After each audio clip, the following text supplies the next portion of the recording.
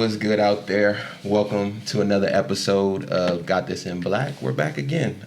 Thank you for tuning in. Make sure you like, comment, subscribe, share. Back again, the kid, Chukwuemeka. Of course, to my lefter, we have Andima, and as you see, we have two guests with us today. Two beautiful guests. Yeah, we have some special guests today. So to my left is Dejeune.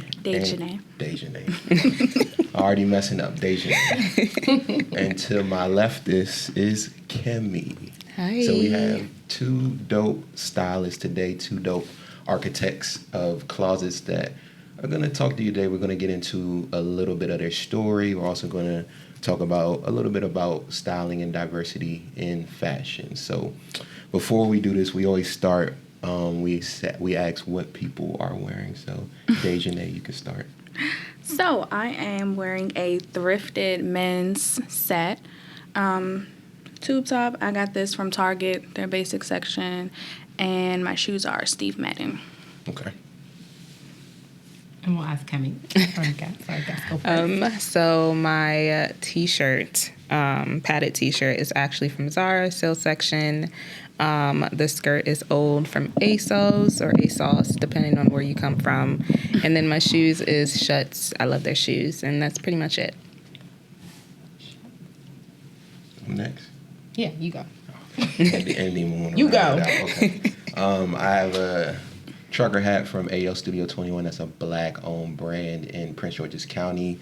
Shorts and socks from Zella Fermani. That's a black-owned brand in DC. And then this shirt, which says "Pay Women Properly." On the back it says, "If you broke, just say that." It's from a woman named Tori Kirihari. I saw the shirt somewhere online. I just thought it was dope, so I copped it. And yeah, that's it for me. What about you, Andima? I want that shirt. It's really that's good, what I'm saying. right? I didn't even pay attention to it. We support, we stand. Well, I have on my top is Hanifa, DMV's own Hanifa. Hey, girl. And my earrings are K Nature, the label. I love this brand. They do like really, really cute gold jewelry, like chunky, and they do anklets. So I'm about to buy up all their stuff. Okay. I don't know if you guys can see my shoes, but I hope you can't see my toes because they're looking crazy. Go ahead, kick it up into the camera. But they're Zara, and I just love. They're so fun, like purple and sparkly. It's cute. And I think my pants are ASOS. I don't know. Got them a long time ago. Yeah, the claws is out today. Oh yeah. I definitely want to know. I love anklets. I'm always collecting them. I'm always wearing them and losing them. That's cute. Okay. So, yeah, tag me in that. I want to see their stuff. Their stuff is super cute. Yeah. Okay, so first, I guess we would want to get started. We kind of want to know when in your life you guys fell in love with fashion.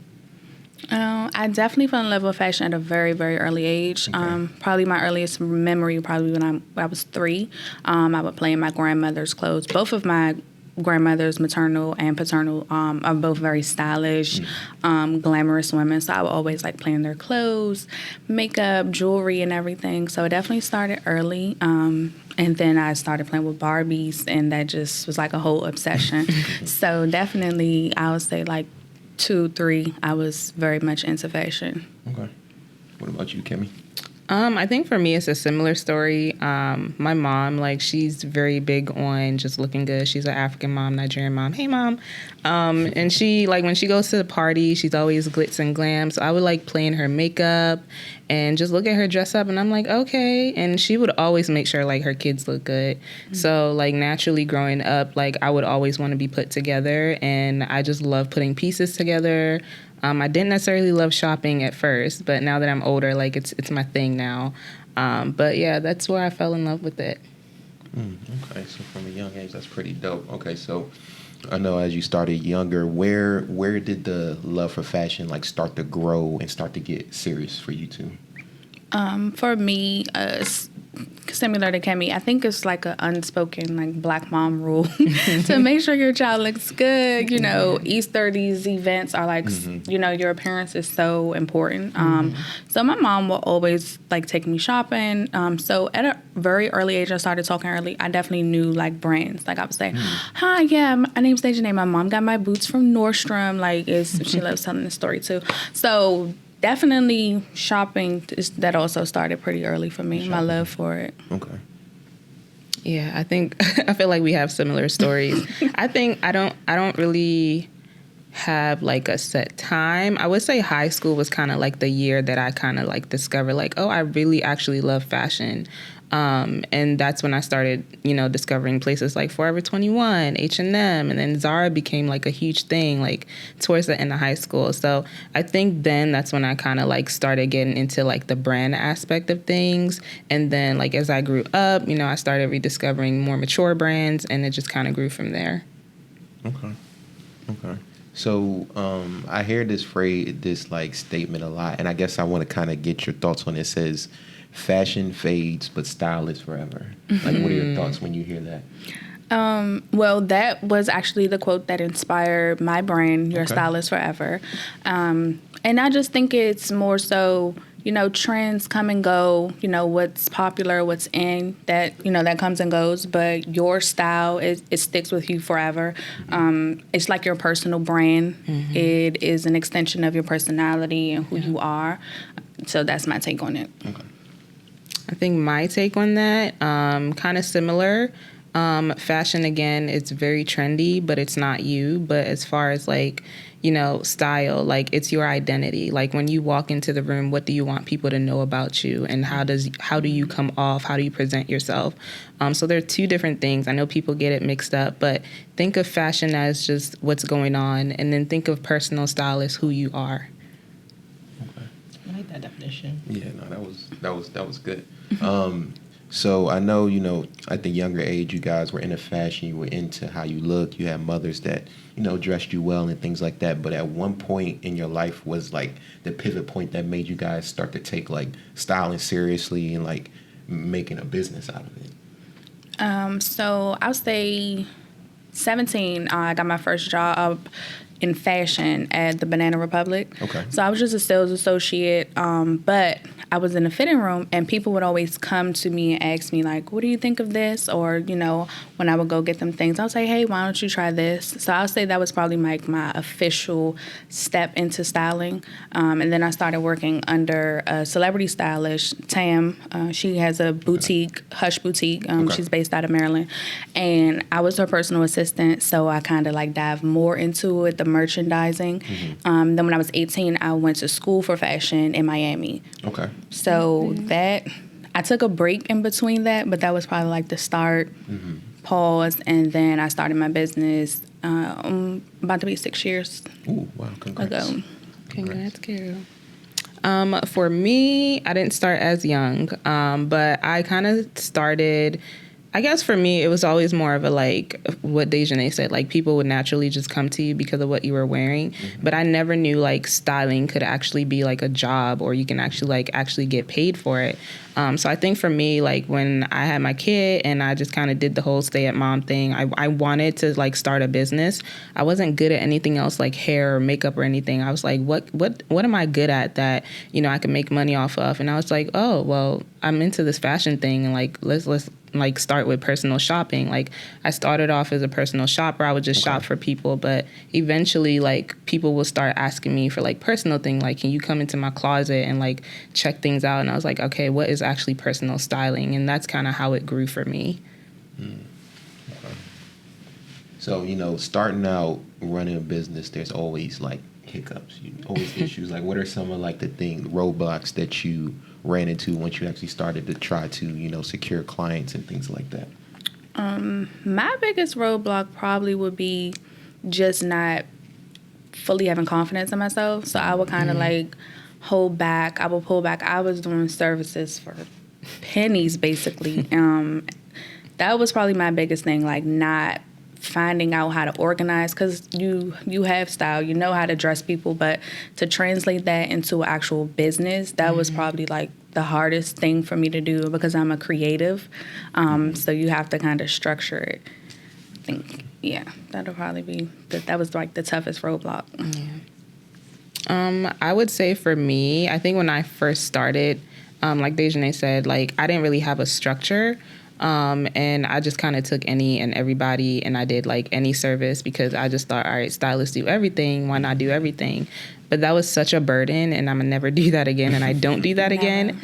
So you have to really like find out like your niche. And I found out what my niche was and I kind of just created services based on what my specialty is. And naturally like my clients gravitated towards me. So yeah, I think my biggest struggle was just trying to do everything when I didn't have to. Okay. So what are your niches when it comes to styling? Because I know styling is like a spectrum and you can do a lot in it. So what do you guys do specifically? Yeah, I've done a lot of different things in the styling industry, but I actually like really landed on personal styling.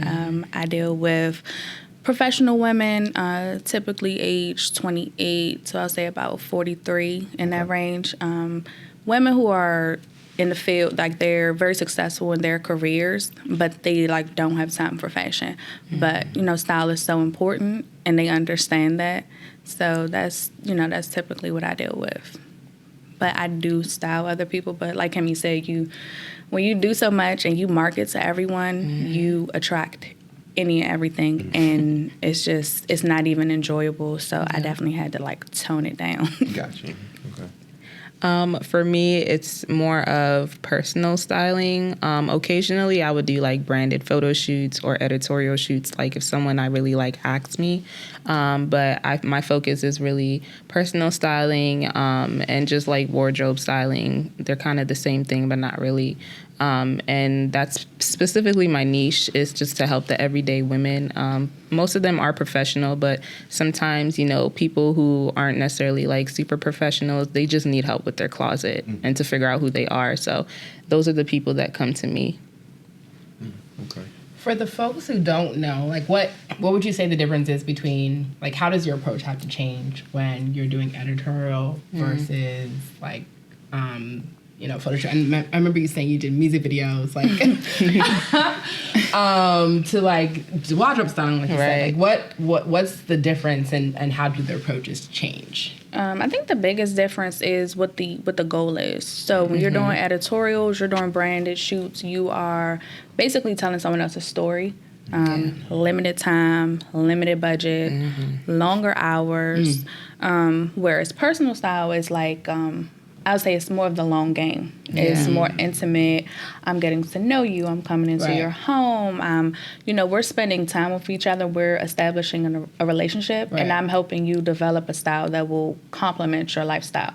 So I would say one is more like popcorn. Another one's more like pot roast. Like it's just like the outcome. And typically editorial is literally kind of for a moment. Because they're not really keeping the clothes. People are, it's like just to sell you something, to give you an image or a flash. Yeah. That's a good description. I know. I think it's just similar to what Dejeune said. I think for me, the shorter version of my response would be editorial is more like bringing a vision to life, and personal styling is bringing an identity to life. So you have to think about it as like two different aspects, because they're on two different spectrums. But that would be the shorter version. That was perfect. Yeah. So as far as fashion, like who are some of your inspirations? That's my favorite question. So you mean like for style or for like my profession? Both, so like I want to hear both. Yeah, I want to hear both. So like I said, I definitely was into fashion really early on. So like early days, definitely Carrie from Sex and the City. Like number one, that was my girl go-to person. I loved her style. And Rachel Zoe. Those are like, early on, that's like personal style and professional. Right now, I think I'm about to say her name. She's a she's a stylist. She's a wardrobe stylist. She actually styles for Insecure, and her name is like Sheon. Yeah, Sheena. Because it's her name too. it's a T at the end, but I don't think you pronounce it. Yeah. But I definitely love her work and her style too. Right. Like, you know, for professional Yeah. and then like for personal style, definitely love Shatira and Tracy Ellis Ross. Their style is like Tracy. immaculate. Like I love them. Tracy be killing. Always. She's beautiful. For me, dang, Dejeune took my peoples. Oh, But I would say, like, for personal style, definitely Tracy Ellis Ross. There's also Kalani Barfield. I think she works with InStyle. I love her style, oversized. As far as, like, stylist, Sheena for sure. And then someone else, I forgot. I love Ade Samuels. And how she styles Black women, Black people in general. Like, it's very, like, you can tell that she's African, but you can also tell, like, she's very much aware of, like, what's going on now. So I love her for that. And that'll be it. Okay. So talk to us a little bit about the process when you have a client. Let's do personal style. You're dealing with a personal style client. Like, where does the process begin and how does it, like, grow for you? So the initial contact, whatever phase, you know, people reach out. I always do consultations with my clients because I just want to make sure that we're actually a good fit for one another. You know, I think this is a relationship business, so I feel like we need to have a good relationship. You know, I may not be the stylist for them, they may not be the client for me. So we'll start off with a consultation. From there, I can find out like what their needs are, and then I can make a determination as to what the best service that I have will be for them, and then we will move forward from there. Yep. Mine is very similar to Dejeune, but thankfully for like social media, a lot of people find me through like Instagram, so that helps. So like maybe a lot of the time, like consultations start off through like DMs, and then you know we'll get on the phone or get on a Zoom call and try to figure out, okay, like this is what you want, but is it really what you want? Like that's really the gist of like those consultations, because sometimes like people think they want to start their styling journey, but like they really don't. So you have to figure that out through a consultation call. Is it more long term? Is it more short term? Like what are they looking for? And that's really how it starts. And do you get a lot of like, I'll say like unserious, like people just hitting you up just to see, or do normally like the people hit you up are like pretty like serious about what they're looking for?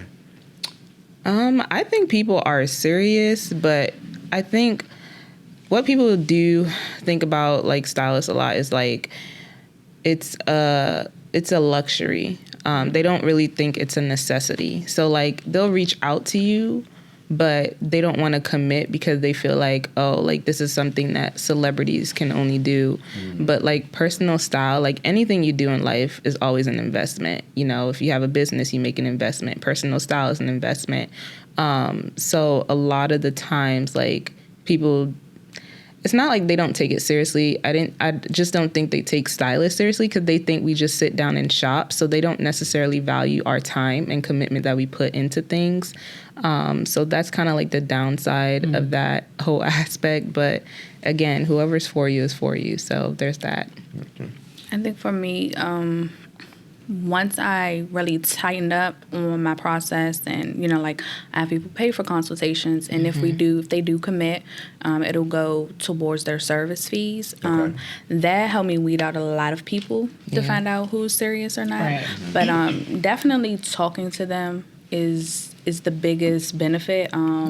Definitely run across a lot of delusional people who like, no, I mean, seriously, like they like watch TV and they're just like, oh, you're going to just do this and do that. I'm not going to pay you like 5 cents. Like, no. You know, they watch TV and they see these celebrities with stuff and they don't understand that these images that celebrities have are very much orchestrated. They're not paying for this stuff. Their manager, their PR team, someone is paying someone to make them look like something and sell you something. So a lot of the times I definitely feel like I've run across a lot of people who are just, they have no idea what it is that we do and what it is that they want. And I also think a lot of times they just want to look a certain way for like a moment, which I'm not that type of stylist. Right. Yeah. So I would, I'm probably refer them to someone else. Like, no, this is, I'm not going to make illusions for you. I don't have that service. So I guess talk a little bit about actually, what you guys do, because again, there is this misconception stylists are just on the internet, just online shopping or something like that. Talk about like, once you have your client, once you kind of decided, okay, I understand like what she's looking for style wise and what her vision is for a closet. Like, what does the actual like creative process for a stylist look like? I definitely, I like to start in the client's closet just to see where they are. I feel like your closet is your foundation to your style. And then I help them identify what their body type is.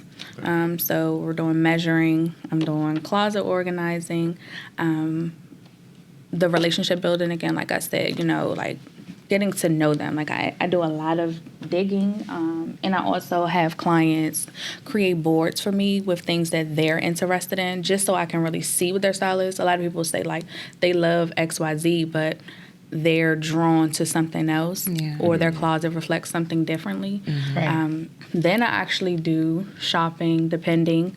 Then I'm managing the clothes that are coming in, making sure the orders are right, the size are right, sending things back, making sure things are tailored for the client, and then actually bringing them the clothes. Yeah, that's a lot.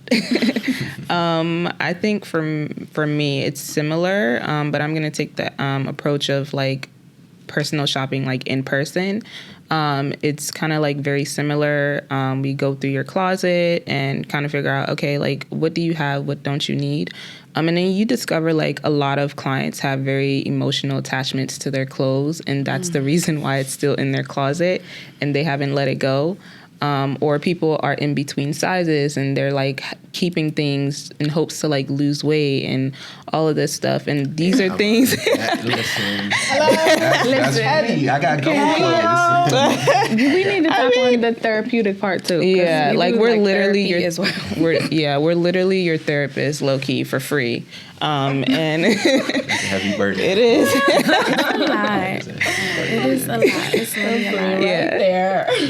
And then all the people's lives. No, that's true. And then, like, we have the vision board aspect. Like, what do you really want to look like? Who inspires you? What colors are you drawn to? Like, things like that. We ask all these questions, and, like, at first people think, like, it's stupid, but it's very much so necessary. So for me, like, a lot of people lately, they want to actually, like, start going to the store to figure out, like, how they can actually learn to shop for themselves.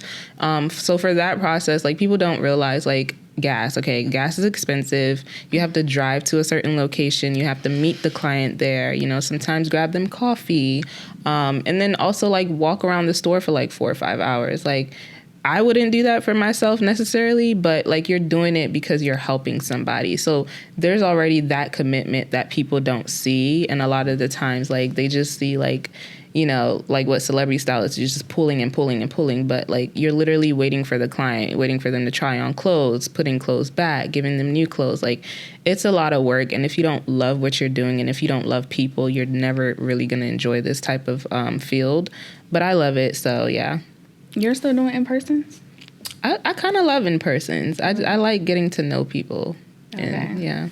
I definitely do in-person like services, but shopping with clients, I had to eliminate that service altogether. You are strong. She said no. I love that for you. Yeah, very strong. I cannot.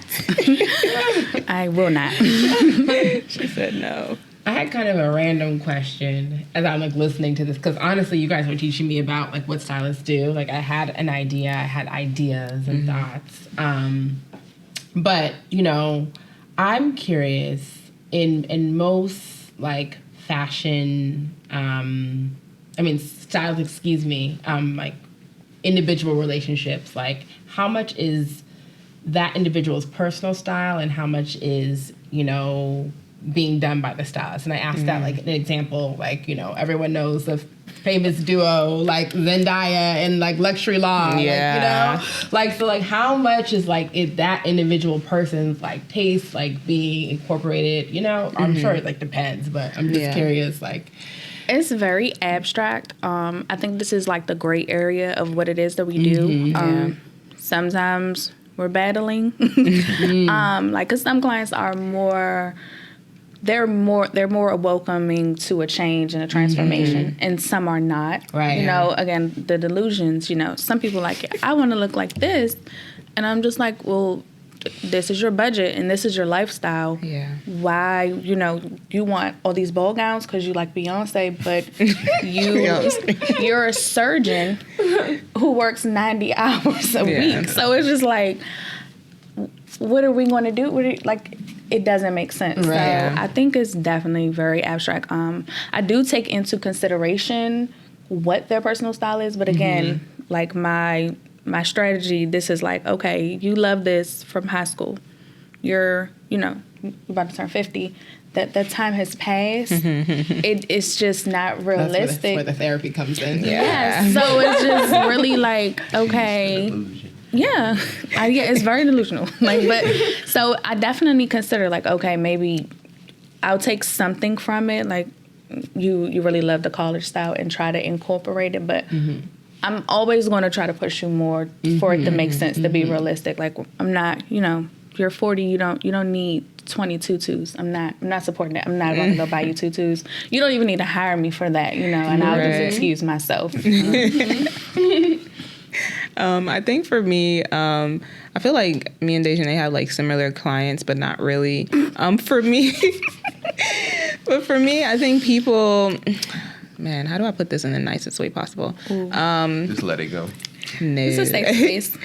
I think people are not realistic as far as what they want, because people don't even know who they are.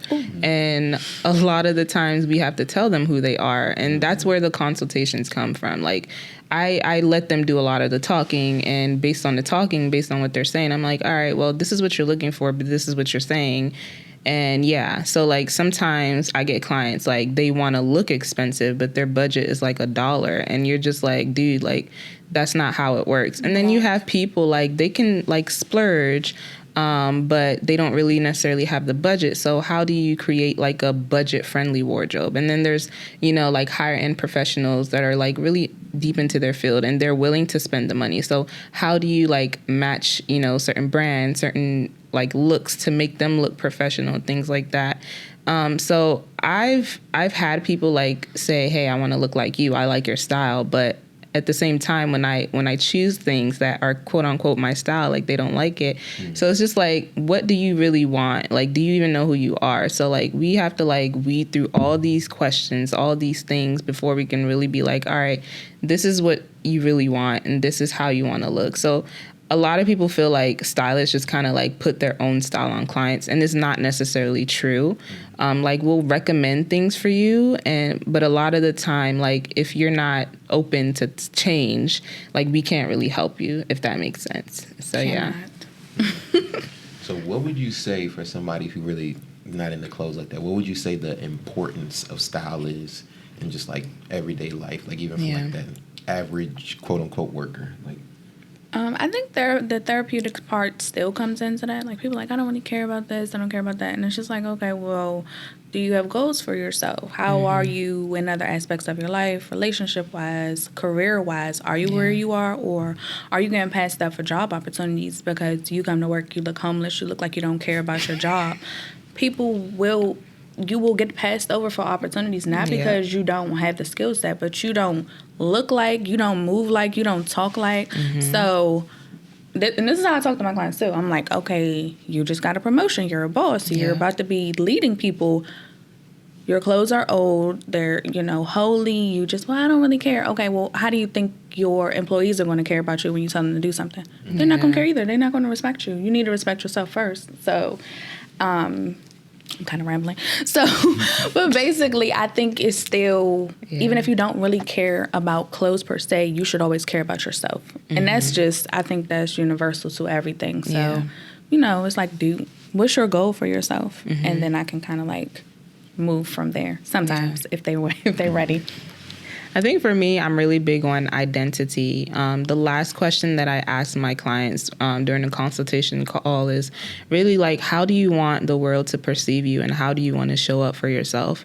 And then there's just this kind of long silence, and they're like, oh, well, I never thought about it that way. And I was like, yeah, like you're thinking of the fashion aspect. You're thinking of all the trends and how people are looking, but how do you actually want to show up in the world? And then like once they kind of like get that light bulb, like that's when things change and like that's when the commitment happens. So like honestly, like again, it depends on the person, but like I feel like that's really like what clients and people in general need to understand. Like your style is your identity. Like right. It is important. How you show up is important. The colors you wear are important. Like all these things matter because people actually do look at what you're wearing first before they even get to know you. So that's something that people need to remember. And I know you guys are very knowledgeable about style, but you know, as you probably deal with clients, you probably pick up and learn more. So like, what are some like key things that you've learned like as you've grown in your business as a stylist about style? Definitely investing in quality pieces and a tailor, I think, are more important than investing in like designer pieces or following trends. I like that. I think for me, what I've learned in the past year, body shapes are very different today. And people don't realize the power of tailoring. Like a lot of the times you can find something in your size, but it really just takes the right tailored piece to kind of like make it fit your body. Because a lot of the times, and that's kind of like something we struggle with, like in this industry, like we have so many brands, but a lot of these brands aren't built for people's bodies necessarily. So like for me personally, I'll buy something that fits, but for it to really fit, like I'll take it to the tailor and it just changes everything. So like, you know, things like that, like hacks and, you know, like having clothes on the right kind of hanger, organizing clothes a certain way, like all these things, like I've learned more about these past couple of years because those are things that are important, don't seem like they're important, but they make a huge difference. I agree. You guys are inspiring me to organize my closet. Yes, that's always the goal. Yeah, I looked at my closet, I was like, yeah, I need to do something. Because I also, like, I'm in this space where, like, one, I gained a lot of weight because I had an accident in the summer. I tore my Achilles tendon, and so like none of my clothes fit me anymore. And I'm like, ouch. Like, and I don't want to buy new. Right. So there's a journey with that, but then it's also I'm downsizing. Like I had a walk-in closet, and now I'm like in this smaller closet, so it's like a hard time like seeing what's in there, and then knowing like what I can put together. I think the podcast has helped me a lot because with the podcast, like we always try to wear a black designer. And so I've had to challenge myself to find pieces that go with certain pieces that I bought specifically for the podcast. And that's been really cool because I've been experimenting with styles in different ways that I like hadn't in a while.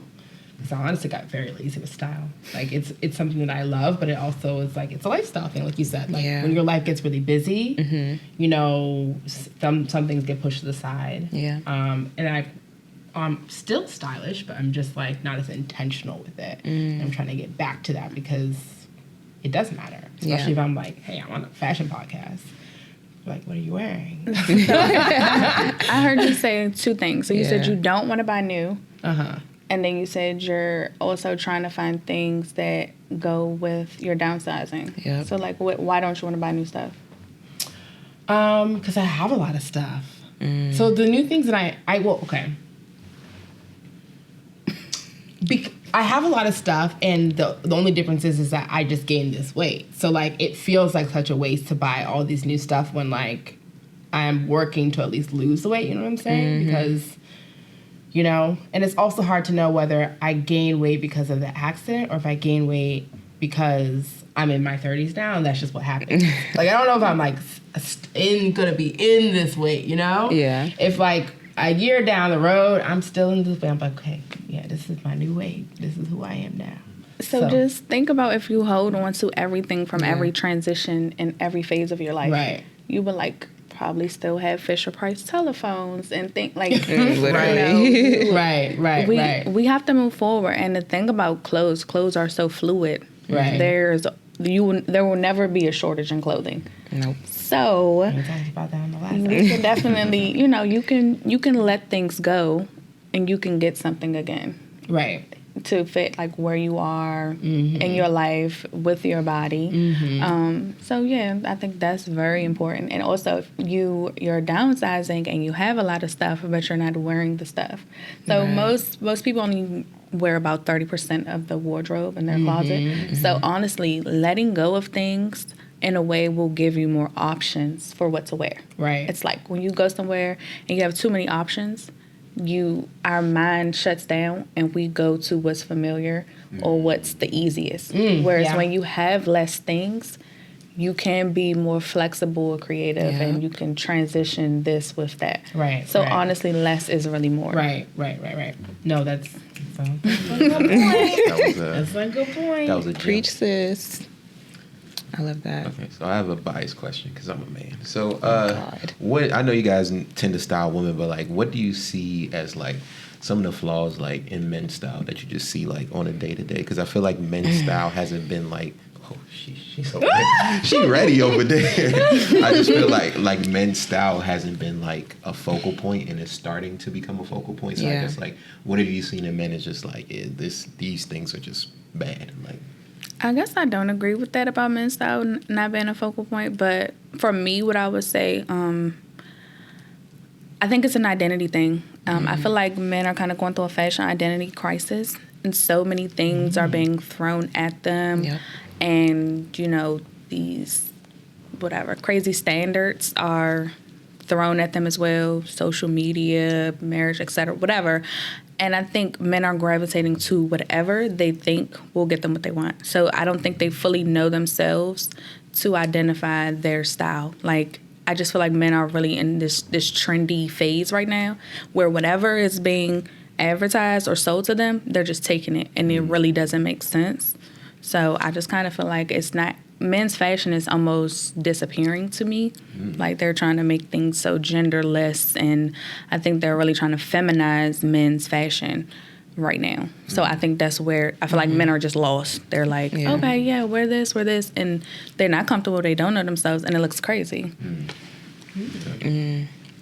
Yeah, I'm gonna like play devil's advocate. I agree with the last part, where like men's fashion is becoming a little bit more feminine, but I feel like female clothes are now becoming more masculine. So it's just like, it's kind of like both ends. I will say with men's fashion, what I am seeing is just like, this is my pet peeve. All right, guys, men out there, please, like cropped.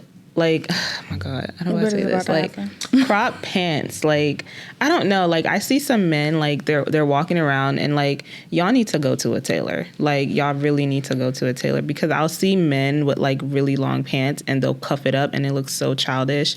And I would cringe so bad. Like, literally go to a tailor. Like, let them help you out. Because, like, there's short men out there. And I know, like, not a lot of brands are, very short men friendly. But that's why we have, like, tailors. Like, go to a tailor, get those people and hire them. Like, those are my pet peeve. There's also, like, a lot of men doing, like, this whole logo mania thing. Like, everything doesn't have to be a logo. Like, I feel like lately, like, men are doing a lot with, like, it's like too much prints, too much this. And, like, prints are not bad. I love prints, but I think, like, there's no like coordination. And those are something that I don't like. And I think a lot of people our age, like, we're still kind of like in this high school phase where we're trying to be popular and we're trying to look a certain way. But a lot of people don't realize, like, minimalism makes you look very expensive. Like, doing the least makes you look expensive. Like, you don't have to do the most. And if you do like prints, if you like color, you can still do all that, but you don't have to do too much. You know what I mean? And that's the thing that kind of bothers me right now. What are some of your pet peeves, Dejeune, with men's fashion? I feel like we're literally saying the same thing. 'Cause I agree too. Like, you're trying to do, keep up with the Joneses, and you're not comfortable. This doesn't make sense. This doesn't match your lifestyle. It doesn't, I just think everyone's kind of, let me take that back, not everyone. I feel like some people are looking for something and they're just taking whatever is coming their way. Yeah. Definitely men's fashion. Again, the fit, like she said. Yeah, I also too, I think we're kind of moving in that men are kind of going into that direction, but like men don't really like to get dressed anymore. So it's like someone's either over the top or they just look so homeless. Like men don't have the same care and etiquette that they used to have. Like my grandfather, he wearing suspenders, he wearing wingtips. Like he put that energy and that effort into his style. He's very stylish. He get custom boots, the things that he likes. Cowboy boots, hats, he getting them custom. He getting the quality stuff. So I just think that like men need to just take that time to get to know themselves, their likes, and just put a little more effort into it. A tailor, like she said, it will go a long way. Shopping for, what do you really need? What makes sense? And also men need to know their body types too. You need to know your size. You need to know your measurements, your inches. You need to know that because these clothes they're ready to wear. They are literally cut, and paste. They're not actually made for a human body. It's very rare that you could just buy something off the rack and it'll fit you. It's very rare. 90% of us need to get our clothes tailored. Yeah. So. Can I hear about pet peeves about women's fashion too? I want to hear. Oh gosh, I feel like that's like a podcast on its own, to be honest. Because like part two, no, for real. I think for me, what I'm seeing with women is, I think honestly, it's the same thing. Like everyone wants to look a certain way. Okay, no, actually, yes, I have one. Please stop shopping at Shein.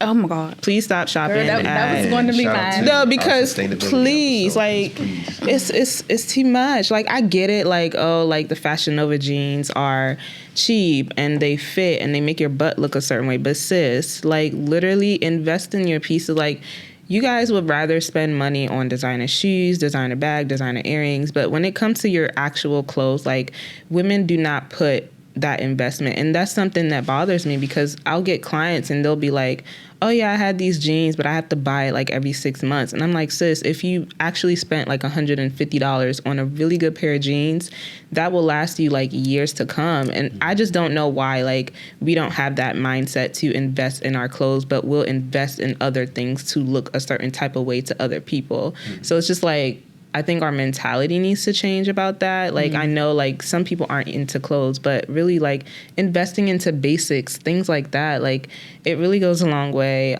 Please stop shopping at Shein and all of these, like, stores that really aren't made for our bodies, to be honest, and aren't good for us, aren't good for the environment. Like, invest in your clothes, do your research, and stop trying to impress people. Like, it's really annoying.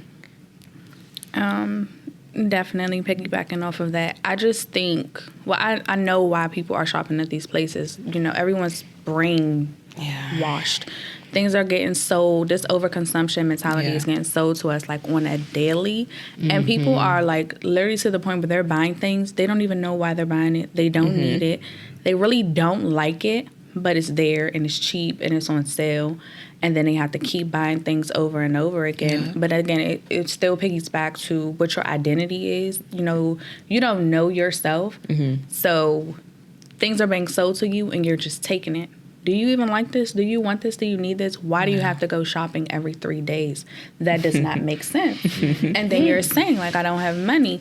And even to the designer point that she spoke on, people aren't even buying designer. They're buying knockoffs to look like they're buying designer. And they're buying Shein to keep up with celebrity personas who aren't getting photographed in the same clothing all the time. In actuality, they didn't pay for those clothes. And somebody put them on them specifically to sell to you.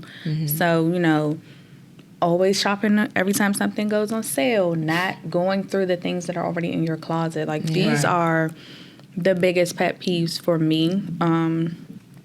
Like we don't have to look a certain type of way. We don't have to put on these facades. It's not realistic and it doesn't make sense. You mentioned a term and I kind of want you to define it. I mean, some people know, some people don't. When you said you need more basics, what are basics?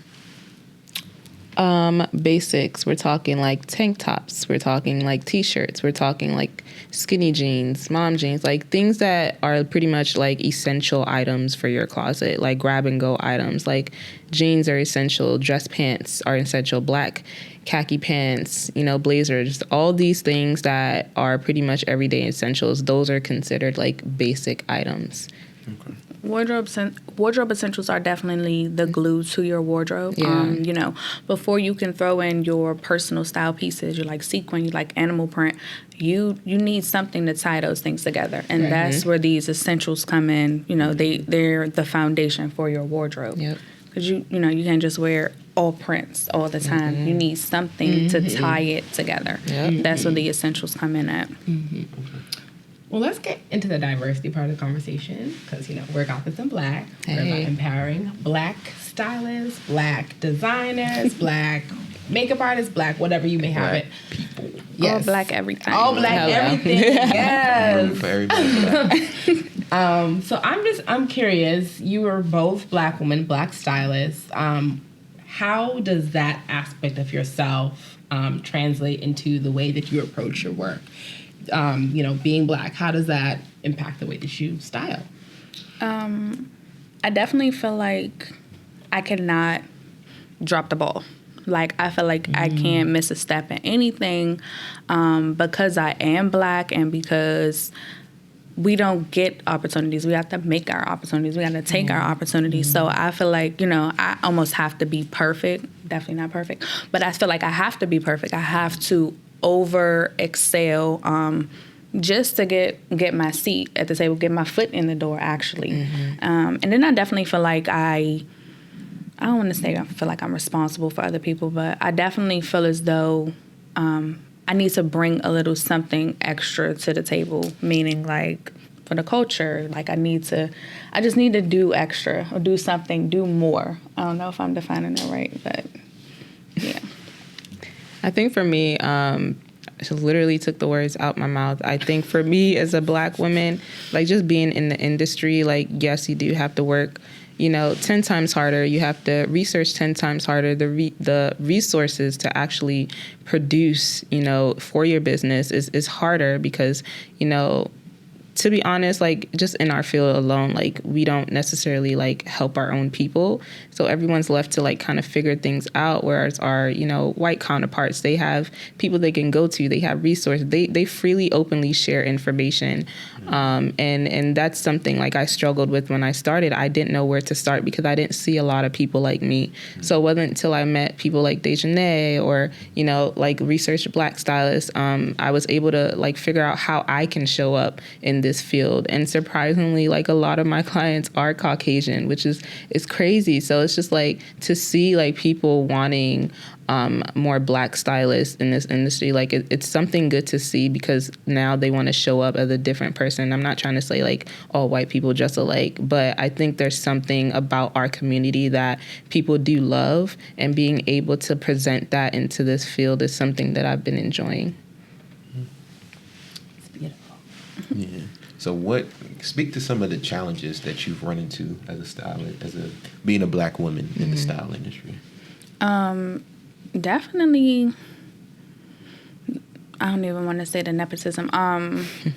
The cliques. Definitely the cliques, the groups, people don't want to open the door for you. They don't want to, pass the ladder back down. Yeah. So definitely just trying to just show myself like, hey, I can do this, or just, just trying to prove yourself. A lot of the experiences that I've had, which were negative, definitely came from like older Black people who have been in the industry longer, and it's like they just do not want to open the door. Yeah. It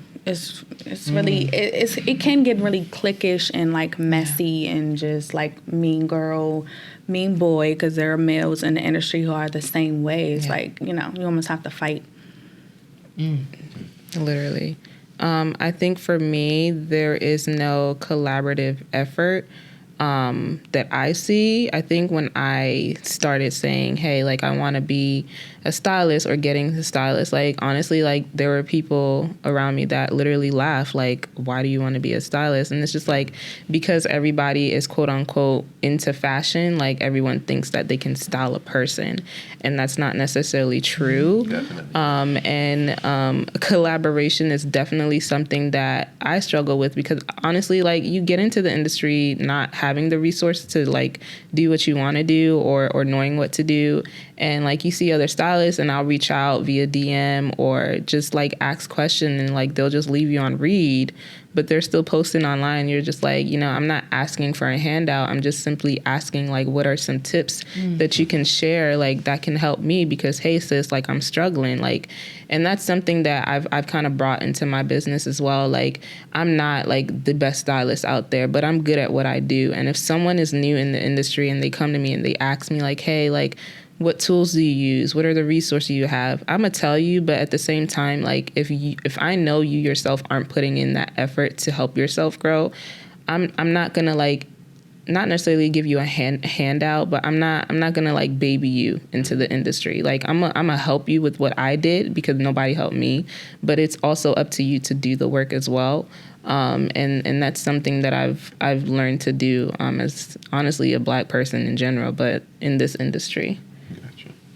So I know we spoke to the challenges, but what would you say, like, how is it advantageous being a Black woman as a stylist? Like, do you feel like being a Black woman, there's just certain things that you have that allows you just to be better at what you do? Well, I definitely feel like Black people, Black women are definitely the blueprint for everything. So I know that is my edge, and I kind of feel like society is slightly kind of starting to acknowledge it. So that's definitely a good thing. I've literally had clients who specifically say, like, I really wanted to work with you because you were Black. So. Man, how do I catch up to that? I think the advantageous part for me is just, like, I think right now we had a season, probably like 2019, 2020, where, like, you know, inclusiveness or inclusion or whatever, like, it was very important. And a lot of designers, a lot of brands had to kind of sit back and, like, all right, like, are we really representing, you know, Black women in our brands, in our sizing and things like that? And I think for me, just knowing that, you know, as a personal stylist, just knowing that there's a specific type of body that a lot of these brands aren't, you know, like, helping or paying attention to, like, I'm a voice, I'm an advocate for that. I've had a lot of, like, small businesses even reach out to me, like, you know, asking for tips on, like, all right, like, I want to, like, help our people, but I don't know, like, what are people saying? What are the conversations you're having with your clients? Because I do want to be part of the solution. And I think, like, as stylists now, like, yes, we do personal styling, but people are also looking to us to be a voice, so that they can be more inclusive in the things that they design and the things that they create. And that's something that I've loved to do. So, Dejeune, you said you've been in business how long? 6, it'll be 7 years. 7 years. And Kemi, how long have you been in business? 5 years. So since you guys have started, does it look like your field is becoming more diverse? Like, what changes have you seen, like, since you started? And is it more diverse than when you started? I'll definitely say it's more diverse, but I'll also say my viewpoint has changed. Like, the longer I'm in it, the more I meet people, the more I grow, the more opportunities I've gotten. So I could definitely say it's getting diverse, but I definitely feel like, you know, it's just still so much. We have, like, so much more ground to cover.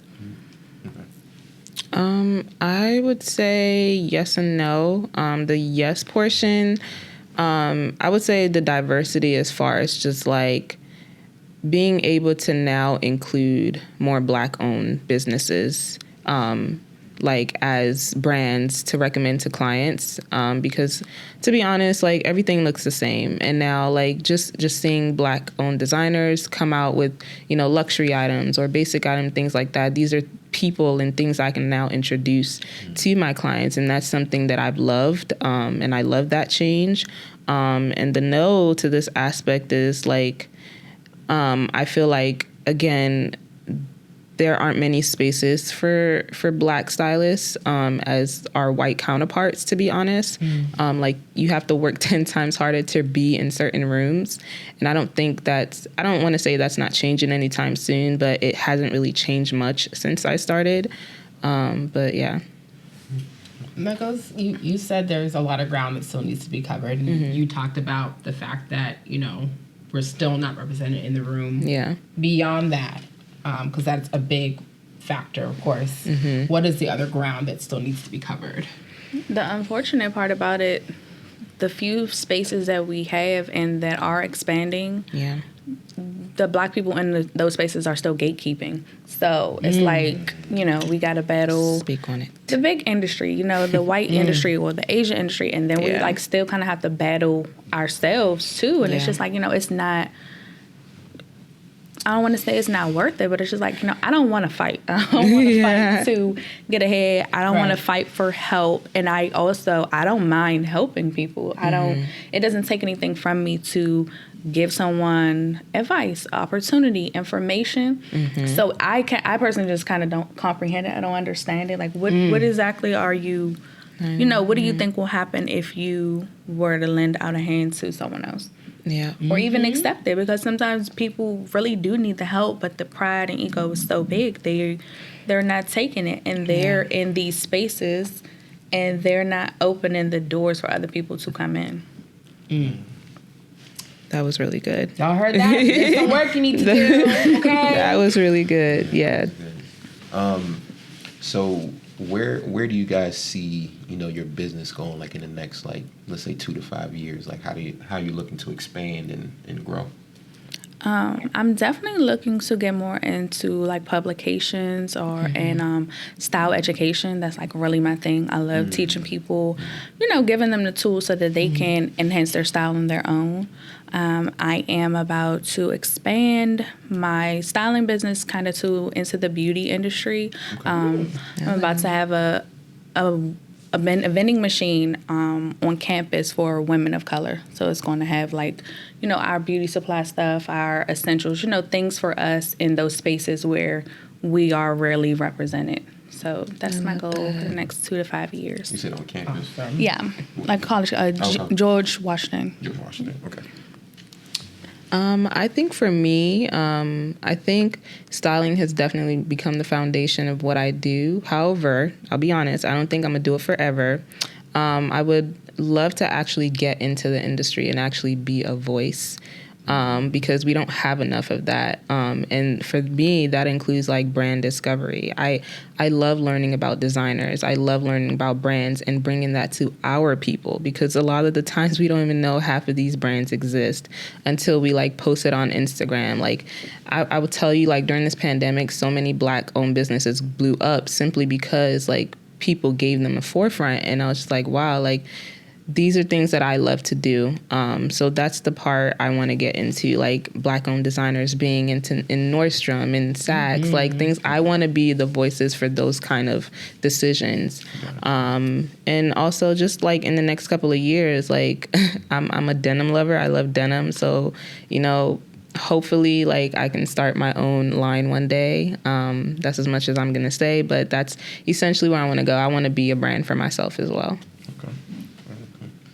All right. Before we close it out, let's do three tips for somebody. Wait, can I ask one question?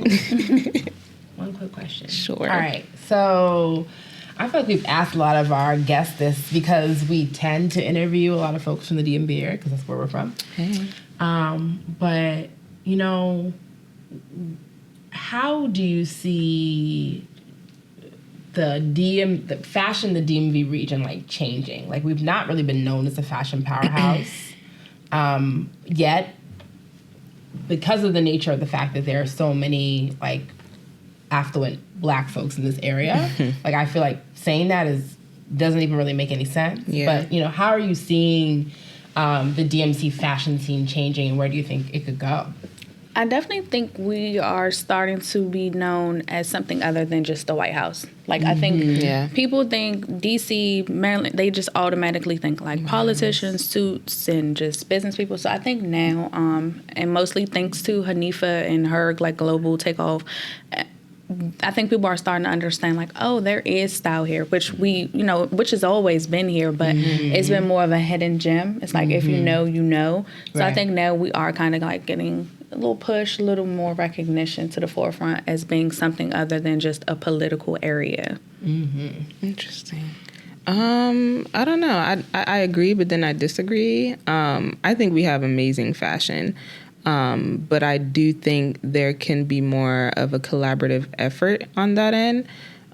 Like, how New York has, I know there's DC Fashion Week, but it's just like, I don't think we emphasize it enough. And I think there's so many amazing Black-owned designers here that personally I didn't know about until like somebody says it. So it's just like, I feel like there could be more done on that aspect about maybe like PR or something like that. Like, I wish we had like a PR for like Black-owned businesses here, because we don't. I know a friend in PR, but I feel like just the fashion here, like if we can bring that to the forefront, just as all these designers in New York do and all the things like that, have more prints and publications, like those are things that would definitely help us here as far as like our fashion. But I definitely agree with Dejeune. Like, people do see us as like White House fashion, but it's really not. But again, I think it's more of a, how are we even marketing ourselves type of situation. Are we marketing ourselves? Do we even know what marketing is? Like, those are conversations that need to be had. But as far as style, like I do love people's style, but I feel like it needs to be brought up more.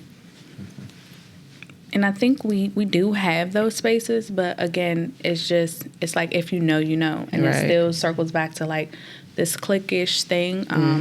Because I know I've been to fashion events and I'm like, I never even knew that this existed until I like kept pushing, kept knocking, kept putting myself in spaces, and then I can actually see it. But it's definitely not, the momentum is not there. And again, I still think it all ties back to the fact that people don't take DC serious as a style haven, or Virginia, Maryland. I don't think it's just not there. It's not clicking because something hasn't really popped off yet. Once something really blows up and gets trendy, I think that'll open the door for everything else. Maybe this podcast, when we blow up, we'll do it for you. When it blows up. When it blows up, Speak life into it. Okay, so let's end with 3 tips for a woman trying to identify her personal style. Know your measurements, like your inches. Don't worry about tag sizes and numbers on a garment. You need to know what your measurements are. You need to invest in a tailor, and you need to see the things in your closet. So if it's in storage, if it's under your bed, just get rid of it, because if you don't see it, you're not going to wear it. That's true. For me, the first one would be to invest. Please invest. I can't say that enough. Invest in your pieces. Invest in your everyday pieces.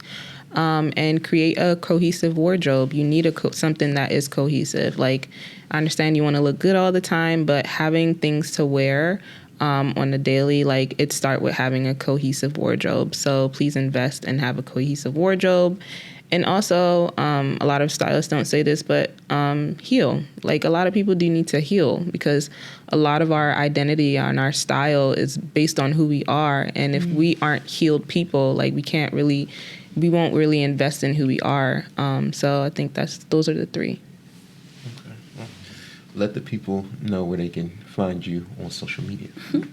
So my handles are Your Style Is Forever. My website is yourstylistforever.com, and that's Pinterest, LinkedIn, Facebook. It's all the same.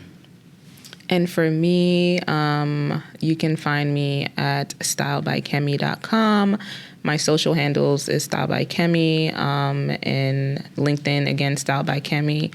And also, just shoot me a DM. I'm always on Instagram, posting something, deals, style, whatever. And on Pinterest as well, I create fun boards, and that's it. So just wanted to thank you guys for coming on the episode. We really appreciate it. Gave a lot of good information, a lot of good keys. You guys have some really dope stories. So do make sure that you follow them. Continue to follow us on Instagram. Make sure you like, comment, subscribe. And thank you again. You could have been anywhere in the world, but, we're here on your phone, computer screen, or whatever you're watching on. So shout out to you. Shout out to the person that hit you to the podcast. And, yeah, have a blessed one. Peace out. Bye.